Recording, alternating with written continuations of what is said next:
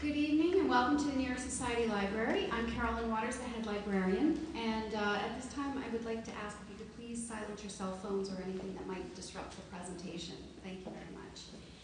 I hope that you've all been enjoying the beautifully refurbished furniture here in the members' room. It was a project long overdue, as many of you probably realize, and we did the work in pieces over the summer, and I'm now happy to report that all of the furniture is now back in the room where it belongs and better than ever. So I hope you're finding it. I hope you're finding it very good and very comfortable and beautiful. And we are so very grateful to a number of our members who very generously funded this project. Now it is my pleasure to introduce Jack Kelly and his new book, Heaven's Ditch, God, Gold, and Murder on the Erie Canal. The Erie Canal opened in 1825, and the major part of its construction was overseen by then Governor DeWitt Clinton. And you know how we are always, love to look for New York Society Library connections everywhere. So many of you may realize that before he was governor, DeWitt Clinton was senator, a mayor of New York City, and not surprisingly, a member of the New York Society Library. So obviously we need to do a little research, and in our City Readers resource, we see that he's reading a wide variety of topics, including philosophy, sketches of England and Italy, Herodotus, Buffon's natural history, Voltaire's critical essays, and of course, Boswell's Life of Johnson. Surely some of that reading prepared him to tangle with the Erie Canal, that's spiritual and political upheavals along this psychic highway, as Jack Kelly calls the canal. Jack Kelly is also the author of Band of Giants, the amateur soldiers who won America's independence and gunpowder, alchemy, bombards, and pyrotechnics. I love that title. As well as contributions to American heritage and other essential history resources. Please join me in welcoming Jack Kelly.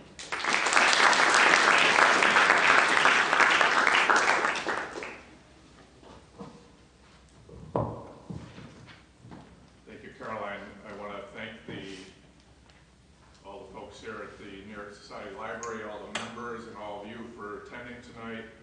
I'm going to read a short selection from the beginning of the book, and then I'm going to talk about the book for about 20 minutes, and then I'd love to answer your questions or your comments and insights about the Erie Canal. So this is the beginning of the book. It goes back to the original idea of the Erie Canal, which was brought together by one man. Jesse Hawley paced the office of a Seneca Falls miller.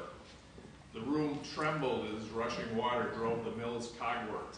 Amidst the musty smell of grain, the curly-haired broker spread a map of New York State on the table and sat ruminating over it, as he said, for I cannot tell how long. His eyes lit on Niagara Falls. An image burst into his head. He saw the green water of the Great Lakes gushing in a mist-clad roar over that famous precipice. He imagined a great work of man diverting the flow into an artificial river, a canal running across the entire state. He saw a long parade of boats, each stacked with barrels of flour, floating down this channel toward eastern markets. To Hawley, a middleman in the western New York grain trade, it was a vision of wealth. He had been complaining to the mill owner about the state's miserable transportation system. Farming in the Genesee country was productive, yes, but no one could make a profit manhandling heavy barrels along mud-clogged roads or down the unreliable, rapids-filled Mohawk River to reach the nation's population centers. A canal was the answer. 5 years earlier, at the dawn of a new century, Hawley had joined the trickle of hopeful, daring Yankees who were heading west from New England, traveling beyond the wall of the Appalachian Mountains. Like most of them, Hawley was young, only 27 then. Like many, he came in search of a fortune. Now, in 1805, he was facing bankruptcy. Water was indispensable for carrying heavy loads. Teams of horses straining to pull wooden wagons could not compete with boats gliding along streams or lakes. Every major city in the nation had access to a river, a coast, or both. A horse that could pull 2 tons along a smooth road could haul 50 tons down a canal. Yet Hawley's idea was laughable. 360 miles of tangled forest and dank swampland, of hills and valleys, separated Lake Erie from the Hudson River. Hawley need only consider the Middlesex Canal in Massachusetts, 27 miles end to end, then the longest canal in America. It had taken 9 years to build. The same rate of construction a canal across New York State would not be completed until the unimaginable year 1925, when everyone now living would be in their graves. To Hawley, geography represented both an obstacle and an intriguing promise. The Great Lakes, all but Lake Ontario, stretched halfway across the continent at the same elevation. The Hudson crept inland entirely at sea level. Link the two and you would join the middle of the continent with the coast. The long downhill run from Lake Erie, dropping a foot every mile across the state to Albany, would carry a placid waterway navigable in both directions. Visions are cheap. Flashes of clarity come to all. Translating a vision into reality is always the challenge. Hawley had little formal education and no training in canal design or construction. No one in North America knew much about the subject. Even the English expert who had designed the Middlesex Canal was often at a loss when calculating levels or constructing locks. Soon after the canal vision came to him, Hawley watched his business go bust. He fled the state to avoid debtor's prison. Hiding out near Pittsburgh, he concluded, all my private prospects in life were blighted. To pass the time, he wrote 2 essays for a local newspaper on the subject of his dreamed-of canal. Determined to avoid ridicule and to hide his status as a deadbeat, he adopted the identity Hercules. I will presume to suggest, he began, the connecting of the waters of Lake Erie and those of the Mohawk and Hudson rivers by means of a canal. The fugitive's conscience soon got the better of him. He returned to the Finger Lake settlement of Canandaigua to face the music, 20 months in debtor's prison. Broke and destitute, he became convinced that hitherto I have lived with no useful purpose. To restore his sense of self-worth, he decided to publish to the world my favorite fanciful project of an overland canal. Hawley's prison was a Canandaigua hotel room. Confinement did not prevent his imagination from roaming freely. He managed to get hold of books and maps and to bone up on canal technology. Hercules wrote a series of 14 essays published in the Genesee Messenger beginning in 1807. His choice of a route for the canal and his estimate of its cost were both remarkably prescient. While he was writing, he learned of another transportation breakthrough. In August 1807, the inventor Robert Fulton had sailed the first commercial steamboat up the Hudson River, covering the distance from New York City to Albany in 32 hours instead of the 4 days needed by wind-driven schooners. Fulton became an instant celebrity and would soon sign on as an important canal backer. All eyes were on the future. Hawley said that it would be a burlesque of civilization to continue navigating farm brooks in bark canoes. Instead, he envisioned settlers rushing along canals to populate the newly accessible interior. He foresaw barges hauling lumber, flour, and other products from the Great Lakes down to the Hudson. Of New York City, he accurately predicted that in a century, its island would be covered with the buildings and population of its city. Besotted with canals, he discussed waterways branching from his main Genesee Canal and similar projects in other states. He even dreamed of a marine canal that would slice through the Isthmus of Darien, anticipating by a century the Panama Canal. The reaction to the publication of his cherished idea was blunt. One critic declared that Hawley's scheme lies in the province of fancy and may be treated as a vision. Another described it as the effusions of a maniac. President Thomas Jefferson judged the idea little short of madness. The future would render a different verdict. So that's the opening of the book. And I took a lot of pleasure in writing this book, in part because it had connections to my youth. I grew up near the Erie Canal, and I used to, in the summer afternoons, watch barges go through the locks up there. I would ride with my family through the village of Palmyra, which was right on the canal, and just outside that village we passed a hill Camorra, and someone would always say, "That's where he found the golden tablets." And I didn't know who they were talking about, and I didn't know what the golden tablets were all about, but for a kid, to dig in your backyard and find an old spoon was a thrill, so the idea of finding gold was a great, intriguing idea. And when we went through that town of Palmyra, there was an intersection where there was a church in every corner, and it's still there today. They claim it's the only one in the world that had 4 churches facing each other. And as I began to do the research for the book, I began to realize how the Erie Canal really did change America and play a substantial role in American history. And I also began to see how those churches were emblematic of a spiritual excitement that played a great role in shaping the American character in those early days of the American Republic. Jesse Hawley's idea, the idea for the canal had been floating around for a number of decades before Jesse Hawley really put it together in writing. But his series of essays crystallized this idea, and as Caroline mentioned, the man who picked up the idea and ran with it and became the great champion of the canal was DeWitt Clinton, mayor of New York, had been a senator. What she didn't mention was he also challenged James Madison for the presidency in 1812 as a peace candidate.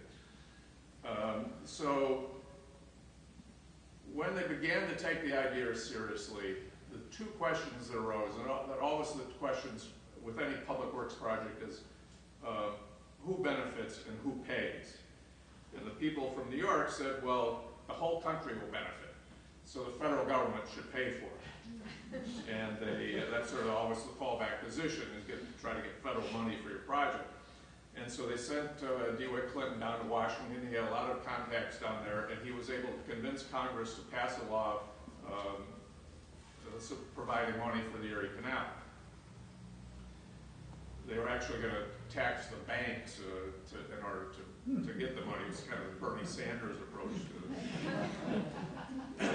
But unfortunately, James Madison, 3 days before he left office, vetoed that bill, and he said that the federal government had no authority to spend money in that way, and that it was unconstitutional.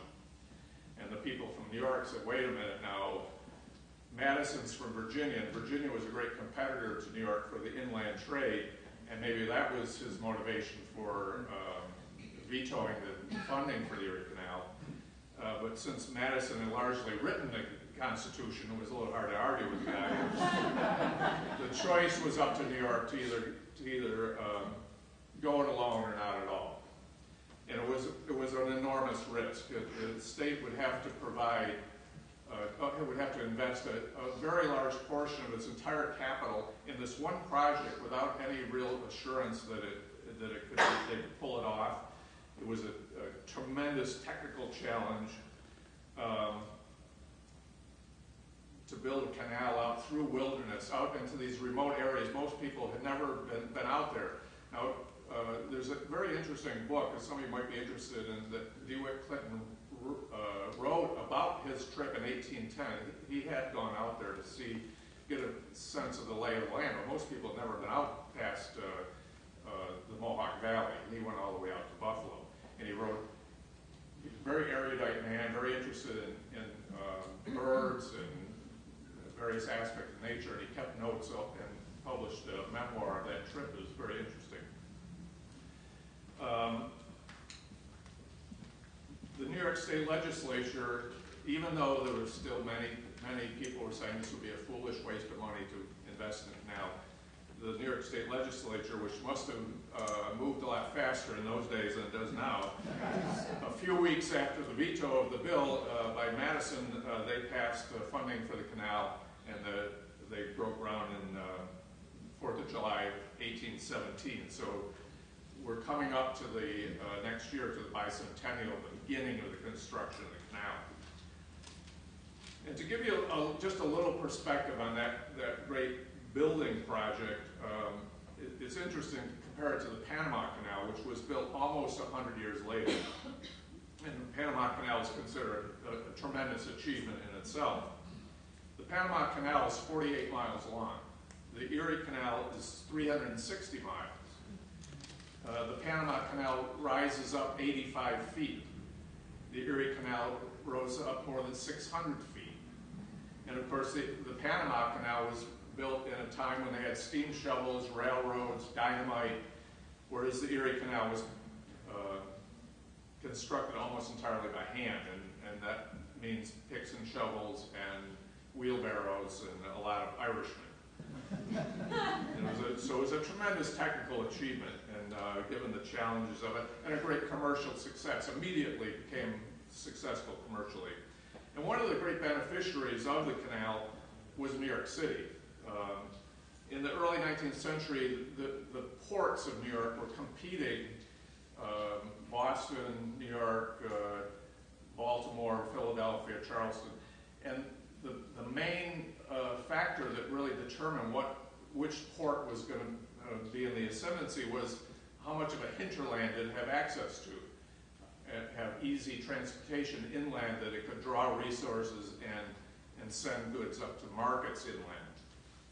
And the Middlesex Canal that I mentioned in that little excerpt was an attempt by Boston to extend their hinterlands by connecting to the Merrimack River, which ran up into New Hampshire. Boston had a relatively limited hinterlands.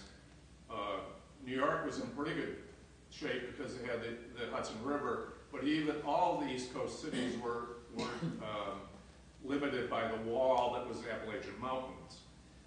New Orleans was the up-and-coming port, and they, of course, had the great potential of the Mississippi River, and then if that had developed, could have become the great port of New York, of the United States.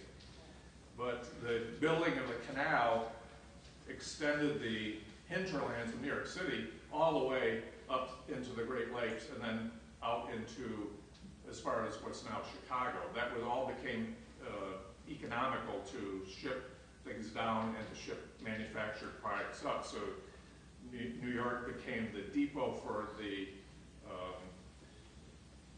products like lumber and many agricultural products, flour from Rochester. Rochester became the biggest flour milling city in the world. Hay, which you don't usually think of, but there were so many horses and everything ran on horses. To be able to economically bring hay down by water was a great boon. And it vastly increased New York's manufacturing the market for manufactured goods. And New York became a stopover for immigrants mostly from Northern Europe that were coming over at that time, who wanted to go up and reach the cheap land out west. They would come to New York and go up the river and then up the canal. It also made New York the financial center, which of course remains today, because of the Erie Canal was a huge project then. It was all financed through the beginnings of Wall Street. So it's not really an exaggeration to say that the Erie Canal made New York as Jesse Hawley had predicted. And I want to mention just two other effects that the canal had on American history, somewhat contradictory effects. The first one was that it tied the country together. In 1803, we made the purchase of the Louisiana Purchase of all the land going all the way out to Montana. And there were many people who thought the United States was not going to cohere. There was no reason the people out there it took 6 weeks of hard travel under domestic conditions just to get out to Illinois, and why should they have anything really to do with the East Coast? And they envisioned the idea that a canal would tie the country together, which it did, and it really united the United States because it made the travel out there so much more inexpensive. And as I also mentioned in that excerpt, they were beginning to develop steamboats, so once you got to Lake Erie, you could take a steamboat the rest of the way. The other a fact that you might not think of the Erie Canal was that the people who went out to the west, that traveled up the Hudson River and down the Erie Canal and out through the Finger Lake, out through the Great Lakes, were mostly from New England, mid-Atlantic states, and these immigrants that were coming over. They either had no interest in slavery or they were actively opposed to slavery. And they, by settling the upper Midwest, and first western New York, Ohio, and then Indiana, Michigan, and out farther, they blocked Southerners from coming up the Mississippi River and settling it. Now, the worst Southerners were already starting to move into southern Indiana, southern Ohio. But in a very few years, the orientation of the country changed from the settled east and the frontier west, and people began to think and talk about the country in terms of the free north and the slave south. And that essentially put us on the path towards the great tragedy of the Civil War. Now, I talk about a number of political and religious enthusiasms in the book that broke out along the Erie Canal. And I think the one thing one theme that sort of united them was the idea of youth. It was really a youth movement. And we imagine those people in the early decades of the 1800s with the mutton chop whiskers and the frock coats and bonnets, and think of them as kind of old people. The people that went to Western New York, people that settled along the canal, were young people. When the canal reached Rochester, which had just a tiny little settlement, that town grew so fast they had invented a new term for it, and they called it a boom town. And Rochester was the first boom town. And when it was booming, 3/4 of the people that lived there were under 30. So it was really a youth movement that had that youthful energy to it. And I think it's sort of instructive to compare it to the 1960s in America, when youth was also a prominent feature in American culture, because the people of the 1820s had their communes, and they had their cults, and they had their student uprisings, and they had their strange ideas.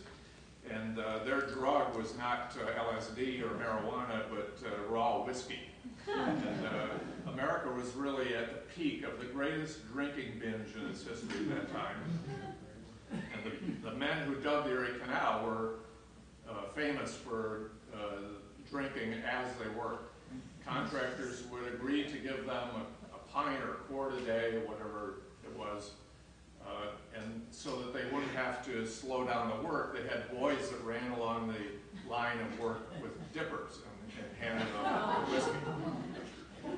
And somebody asked, well, how were they able to dig this straight canal? And somebody else said, well, who would do that kind of work if they weren't drunk? So, but it's a reality that that was not really unusual. The drinking at work was the boss was generally expected to provide drink, and the guys would take, instead of a coffee break, you'd have a glass of ale or a glass of whiskey. And it was not uncommon to have a big glass of whiskey every day for breakfast. So when we talk about this visionary period in time, it is a reality that a lot of people are walking around with a buzz on it. And I want to go back to those churches I mentioned earlier, which you see all over upstate New York. Every little hamlet will have not just 1 or 2 churches, but maybe half a dozen churches, all different denominations. And one of the manifestations of this youthful enthusiasm was related to religion. The Constitution, of course, had guaranteed the freedom of religion, but it also had said that Congress make no law respecting the establishment of religion. And in those days, people understood that to mean taking taxpayer money and paying the clergy, paying for upkeep of churches. The clergy thought this was going to be a disaster for religion, and it turned out it was a great opportunity. With no official church, and the states gradually got, the Constitution did not prevent the states from establishing churches, but the states followed it along, and they, one by one, they gradually got rid of their established churches. So every denomination then had to compete for members, and it injected a great energy into religion, and there was a tremendous resurgence, particularly on the frontier. And you have to remember that, like, Buffalo was the Wild West at that time. And of all these religious innovators that became influential in those days, many of them were just moved entirely away from Orthodox beliefs altogether and invented their own religions. They were kind of do-it-yourself faiths. And one of the early groups that was followed that course, which you might not think of, was the Shakers. The Shakers had originated just north of Albany, and they had settlements down along the length of the canal and out into Ohio as well. Today we think of the Shakers as mainly they design elegant furniture, and they were celibate. Most people know they were celibate. In their own time, they were one of the most radical groups in America. On Sunday nights, they would get together and have these ritual dances. They would sing, go into trances, begin to tremble, and then they'd start shaking all over, and hence the name. And they turned entirely away from the world. They didn't have a Shaker church in every town. They had these settlements where they would all gather together, self-contained, self-sufficient settlements. They also turned their backs on the great upsurge in the market economy that was happening and was being accelerated by the Erie Canal. The interest in getting rich, the interest in money, they turned away from that. And they were communists. They held all their property in common. As one visitor said, what they did about their toothbrushes, I didn't presume to ask. But they were cited by Frederick Engels in 1845 as the first people that really had a practical, established working communist community. And he held them up as a model of what communism could be. 3 years later, of course, wrote the Communist Manifesto with Karl Marx. But Engels totally ignored the fact that they were religious. And that's, of course, their religion was the core of their whole program. And he said, oh, they're religious, that was just humbug. So he didn't quite get the point of the whole thing. But another group that was up along the canal was led by a man named William Miller. And Miller was originally a farmer, and he was a skeptic. He didn't really believe in religion, but he, for some questioning period in his life, he decided to read the Bible without any commentary. So he began to go through the Bible, reading it, just what does it mean? And he found that it meant that the world was going to end. And he proved it mathematically, and he had about 5 different formulas taken from different books of the Bible, that if you added these numbers together and multiplied and divided, it came up with the world was about to end. And it was, since it was mathematical, it was a little hard to deny that it was true. He started promoting the idea. He got a huge circus tent that he went up and down the Erie Canal with his tent, and his movement grew as they started newspapers, and tens of thousands and then hundreds of thousands of people believed that he had stumbled onto something that was true, and it was literally true. The idea that the world was about to end was very popular in the early part of the 19th century. There was many groups believed in the millennium or the apocalypse. and they would argue back and forth, but not many of them set a specific date. And unfortunately for William Miller, he pointed to a date which was October 22nd, 1844, and that was going to be the end. And the fire would rain down, the people who were saved would fly into the air, Christ would come in all his glory, and that would be the end. That would be it. So it was interesting for me to imagine and these people were very sincere people. There was no question that they believed it was literally true.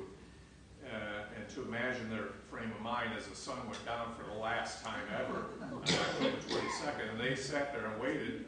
At midnight it was going to be the end of time, and eternity would begin. So what was going through their minds is sort of an interesting question. We think that New Year's Eve is a big deal. Of all the towns along the Erie Canal, many of them had the environment of a port city or port town, and many were actually named for ports. There's Lockport, Rockport, Fairport, Weedsport, Gasport, all little towns along the canal. And they, like any port town or port city, they had a lot of prostitution, drinking, fighting, petty crime, and quite a population of transients moving in and out. And the worst of them all was Rochester. Rochester had a great reputation for being a very rowdy town. So the respectable people of Rochester in the late 1820s, only a few years after the canal opened, decided that they had to do something about it, and they got up a revival of religion. And they invited the greatest preacher of the day was a man named Charles Grandison Finney. And he was the Billy Graham of that era, only more so. He actually invented most of the techniques that Billy Graham and many other revival preachers used over the years. And he came to Rochester, and for 6 months during the winter, and they would close the canal down during the winter so that people had time on their hands. He preached almost every night, and during the day he would go door to door and try to convince people to convert and to accept the message that he was pushing. And he would target people who were wealthier or influential in town. If he could get them to convert, he had the idea he would make religion fashionable. And that proved to be the case. He was a very effective preacher, and both in Rochester in 1830 and then along the Erie Canal, and he had preached all up and down the Erie Canal. This revival began to pick up steam, and thousands of people converted, and that was considered the biggest revival, the biggest return to religion in American history. He came to New York. Finney preached in, they built a special temple for him, or what they call a tabernacle. The Broadway Tabernacle was about 4 blocks north of City Hall, and he preached there for a number of years.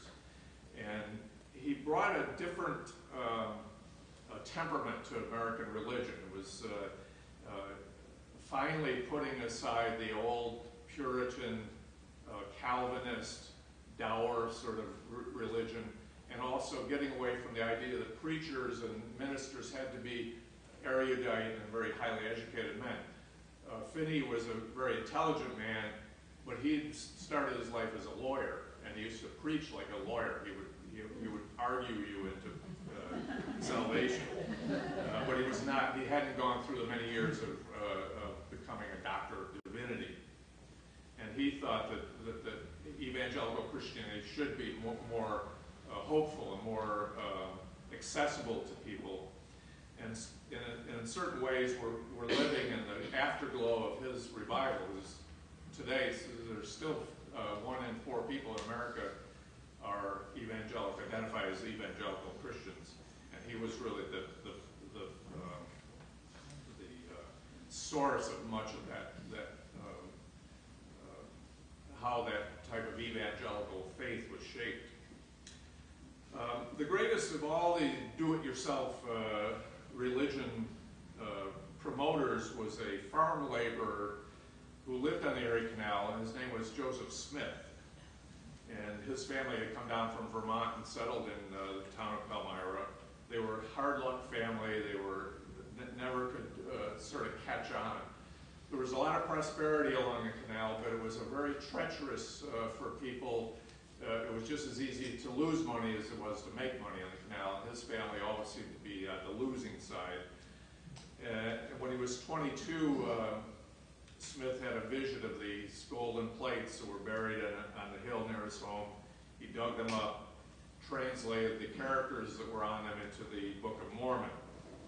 And it was an American scripture. It was told how America had been populated, the North American continent. It described America's role in the various heavenly events that were unfolding. And he held that the Garden of Eden had been in Missouri. So I guess it had to be somewhere, if that's where you live. And whether you consider that a book of imagination, a great work of imagination, whether you think it's a great work of inspiration, or whether, as he said, it was a work of revelation. It was all revealed to him. In fact, as he began to translate the book, after a while, he didn't even need to look at the golden plates. He would just, the words would come to him, and he dictated the whole thing to a secretary.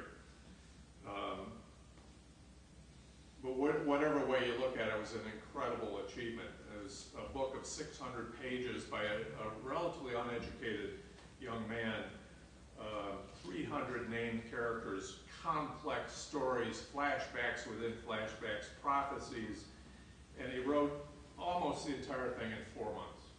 And as a writer, I can say that's a very intimidating productivity.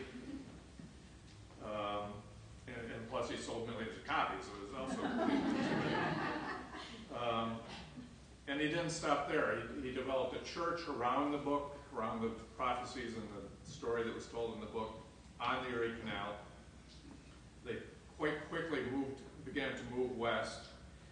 Sort of like the Shakers, Joseph Smith had the idea of a community of believers. Everyone would gather in one place. It wasn't going to be just a Mormon church in every town.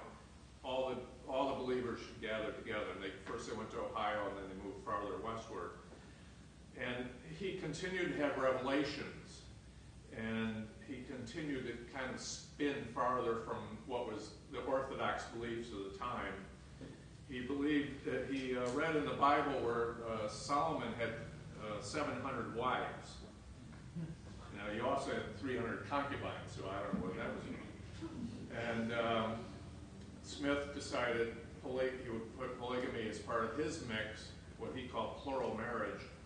And I won't go into all the details, but that proved to be his downfall, the inclusion of polygamy. And he was murdered in 1844. He was only 39 years old when he was murdered. And it had only been 14 years from the time he found the golden plates. In that time, he had not only translated this tremendous work of imagination, he had formed all the structures of the church, and they were very complex, of priesthood and various different priesthoods, and also secular authorities to rule the town where they were all going to gather together. And it was a work of great imagination and achievement. It's pretty much undeniable. Joseph Smith, of course, never made it to Utah. That was left to Brigham Young. Brigham Young had also lived on the Erie Canal, was settled in just outside of Rochester. And today, and it was Brigham Young, of course, that led the Mormons out to the great trek out to Utah. Today, there's 15 million people that believe in the Mormon religion. So and an interesting thing about the Book of Mormon is, in researching my own book, was how much scholarly attention has been given to that book over the almost 200 years since it was written. I mean, it's quite amazing. Every detail has been looked at by both Mormon scholars and other non-Mormon scholars. So to be the creation of a young farm laborer, it was quite a remarkable work of American literature.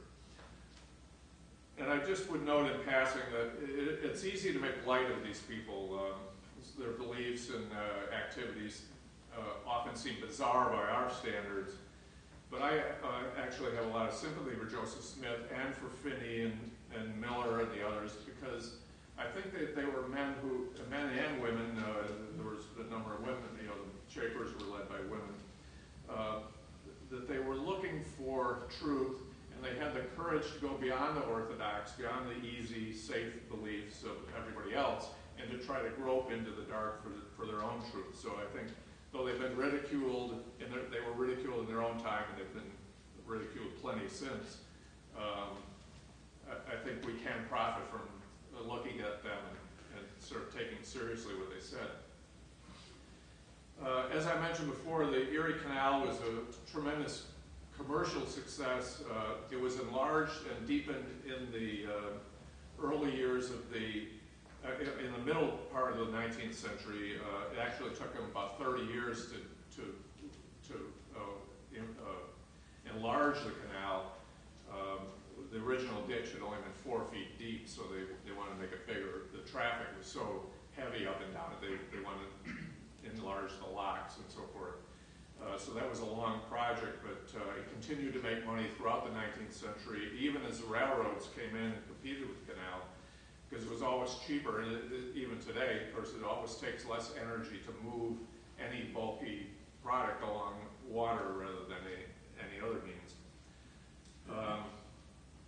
And if you think the Erie Canal is irrelevant, I would just point out that later in its history, the canal took in more in tolls than the entire cost of building, more in tolls in 1 year than the entire cost of building the original Erie Canal. And today we're in a crisis of infrastructure investment. It's kind of a slow-moving crisis. You don't hear much about it in headlines unless a bridge falls down. But for the first time in our history, our infrastructure, the roads, bridges, waterways, rail lines, the electrical grid, are no longer expanding. And in fact, we're not spending enough to maintain them. So every year, the infrastructure on which our economy and on which our standard of living really depends is deteriorating. And why this should be so is a complicated question. Why should it be such a political football, which it has become? And I think one of the answers to the question is it was always a political football. It was back when they built the Erie Canal. There was arguments back and forth. Is it going to work? Is it not going to work? But somehow they found a way to get over this political hurdle, and they had the gumption and the foresight to invest in the future. So maybe as we come up to the 200th anniversary of the canal, it can serve as a kind of inspiration for today. It's something. It's a serious problem that's just becoming worse and worse and worse, and a very costly problem. The Erie Canal continued into the 20th century, but the barges that I saw when I was a kid were really the end of an era. The traffic on the canal gradually began to fall off. And in 1959, they completed the St Lawrence Seaway, which allowed ocean-going ships, the regular full-size ships, to come down into Lake Ontario and then through the Welland Canal in Canada into Lake Erie, and then all the way on out to Chicago. So the era of putting material on barges, which were of course much smaller, and taking them down the canal really began to pass quite quickly. And business of the Erie Canal then fell off. But in 1900 it was still viable, and the state had to decide whether to enlarge it, modernize it, and they made the decision to do so. They spent a lot of money. They completely abandoned the eastern end of the canal, and they turned the Mohawk River and Oneida Lake incorporated those into the canal, and the western end they enlarged along the original route. And they called that the Barge Canal. Now, they recently changed it back to the Erie Canal, so But one of the changes that they made was that the mules, which had always pulled the barges and the boats along the Erie Canal, were beginning to be phased out anyway. In the new canal, there would be no more mules. Everything would be tugboats or powered barges. And in 1905, a man named Thomas Allen wrote a song that many of us learned in the 3rd grade about the canal, and particularly about the mules on the canal, which were then a thing of the past. So his song was really a nostalgic song, a looking back on that to a simpler time. And I think it's that simpler time that we all remember from when we were young. And life was different then. And America was different. Because in those days, you always knew your neighbor, and you always knew your pal. At least you did if you ever navigated on the Erie Canal. Thank you very much.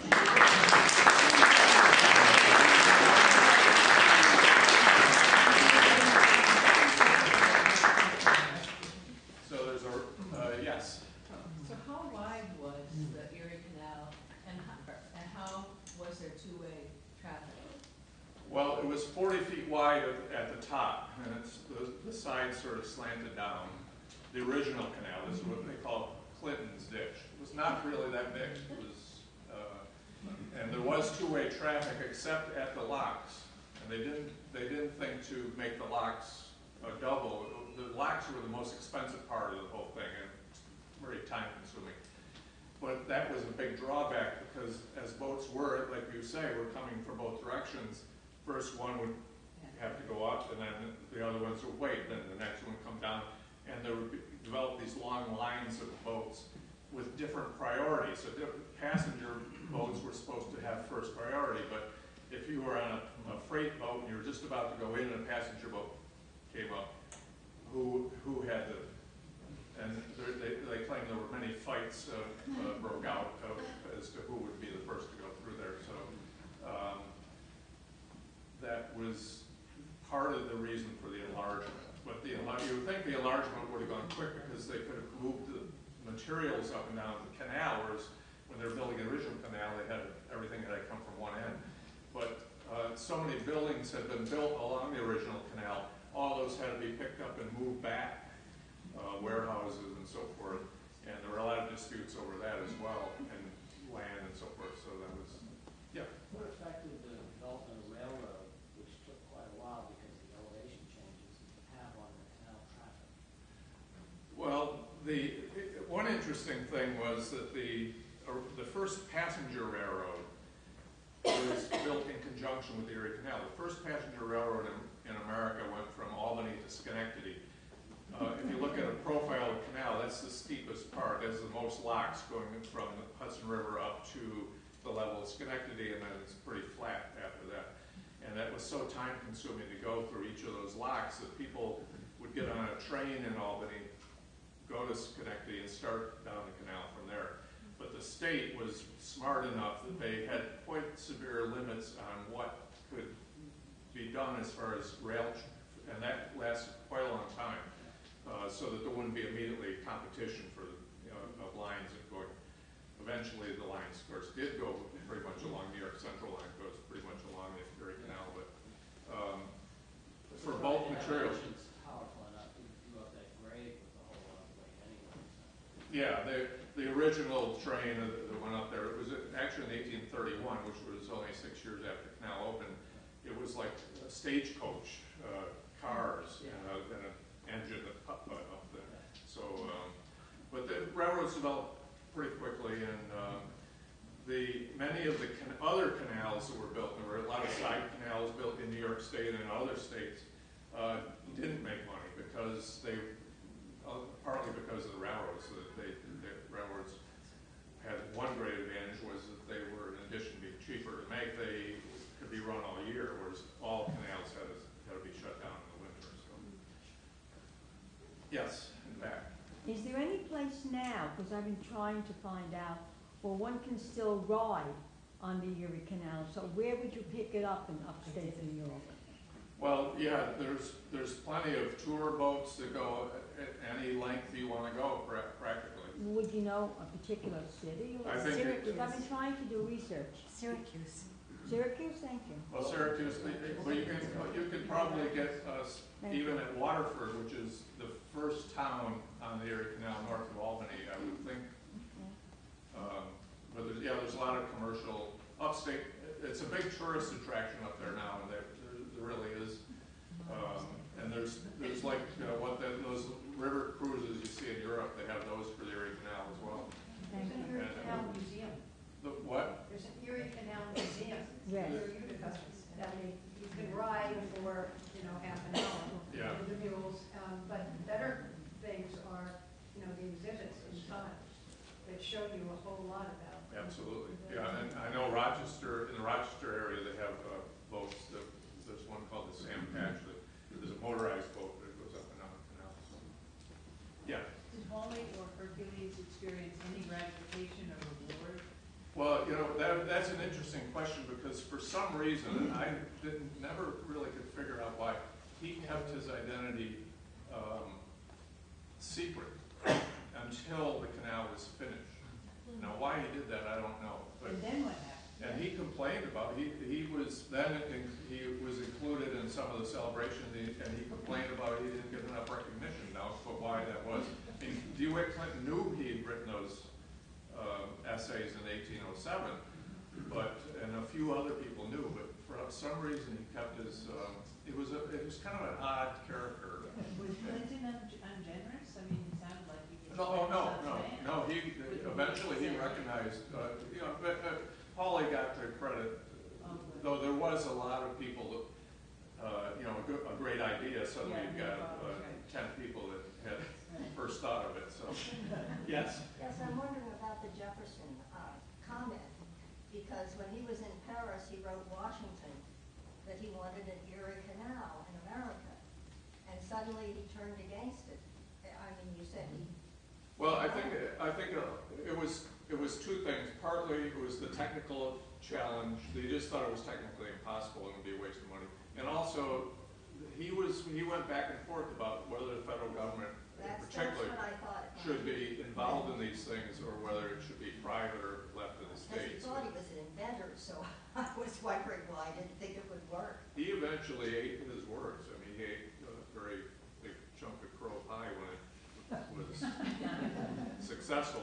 Though he only lived for a year after, of course, it was opened all the way. But the Erie Canal opened in sections, so they knew it was going to be successful long before they got all the way to Buffalo, because you could ride from, say, Utica down to Albany, or you could ride from Syracuse to Albany before the rest of it was finished. Yeah. I've been doing research on 19th century Utica, and increasingly every month it seems that there's more online, and you've done an impressive amount of research. Which sources for research have been the most valuable or the most surprising and interesting to you in your process? In terms of what? You mean? Well, did you spend your time looking at 19th century newspapers? Where did you? I did some 19th century newspapers. I used a lot of secondary sources. As far as the canal itself, there's a wealth of material that I didn't go into it all, but there's a big museum in Syracuse that's got a lot of material there. I was a little bit more interested in the aftermath of after the canal was built. But interesting thing about Utica was that the canal went right through the middle of Utica. Rome, which was where they had this great enthusiasm for the canal, but because this town of Rome was a little bit higher, the canal went a mile south, and that was the death of Rome. And Rome never thrived. And when the canal opened, they had a procession of people in mourning because Utica was doing so well, and it's only not that far down the line. But the cities that were right on the canal were the ones that really thrived. And Syracuse was, Rochester Canal went right through downtown. When they built the barge canal, a lot of those they rerouted in Syracuse and Rochester. They routed it out into more of the suburbs. Yeah. Clinton is the same man who developed the grid in Manhattan. Who? DeWitt Clinton. The Is he the same person that developed the grid in Manhattan? Did what Clinton? I'm not sure about that. I'd like to give you a definitive answer, but I'm not sure. Yeah. I wonder if you could comment on this. Robert Albion, in his book, The Rise of New York Port, maintains that New York City was the leading American port by 1850, before construction even started on the Erie Canal. Well, it was certainly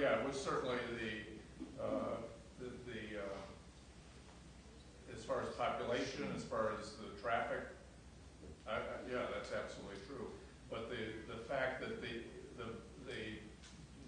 if you look at just at the population rise, I mean, between 1820 and 1830, or 1830, 1840, New York expanded tremendously.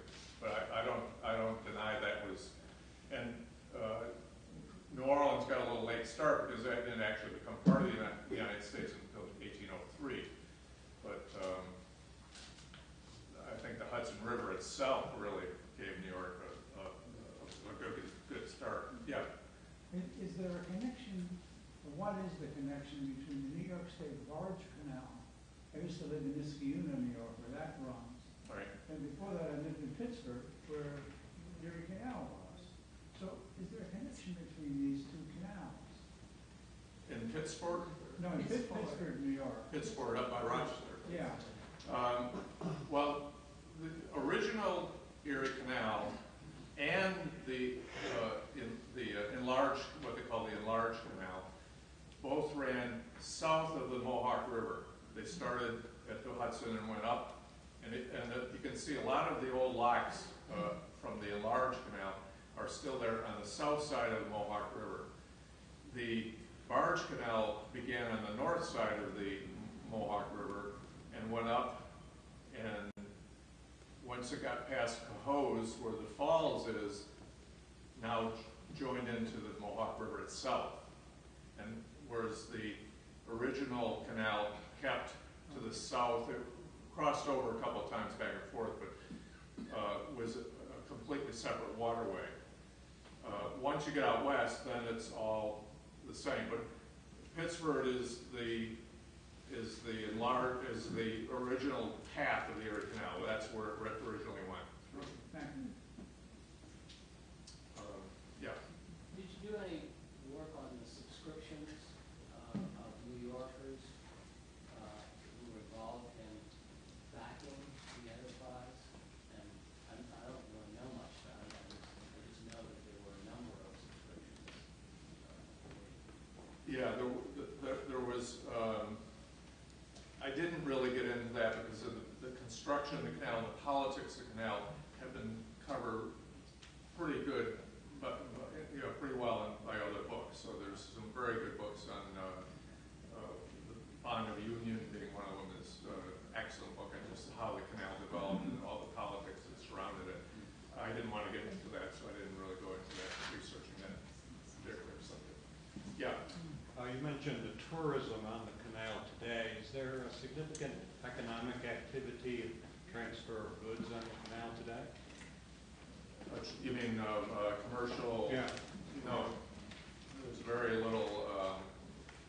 General Electric does ship some parts for big wind turbines up there on barges, but it's just it's not cost effective to load onto a barge, take it up wherever it's going, and then take it off onto a ship. That's now it's all on, you could have a ship that would hold probably 20 barge, the contents of 20 barges can come right down the St. Lawrence River, and it's just an awful lot cheaper. So there's not really much commercial traffic at all. It's all pleasure boats. Yeah? There are American cultural historians who like to look at Mormons and connect it to a lot of what you said, the number of immigrants that were coming not only to build a canal but to live. That's a good way to get there. Cultures mixing, religions mixing in the burned out region, and a lot of Elmer Gantry characters. They even say, they have Italian diet reform that you see. Do you agree with them that all of this is the mix that produced Joseph Smith? Well, I think he was, I don't use the term burned over district, though of the subjects that I talk about were referred to as, there was a book that came out in the 40s that was called The Burned Over District. And it was a very interesting pulling together of all those things as a kind of sociological study. I don't like the term burned over district because it's a confusing term, I find, because what he thought sort of meant was it was spiritually dead. That's what burned over district meant.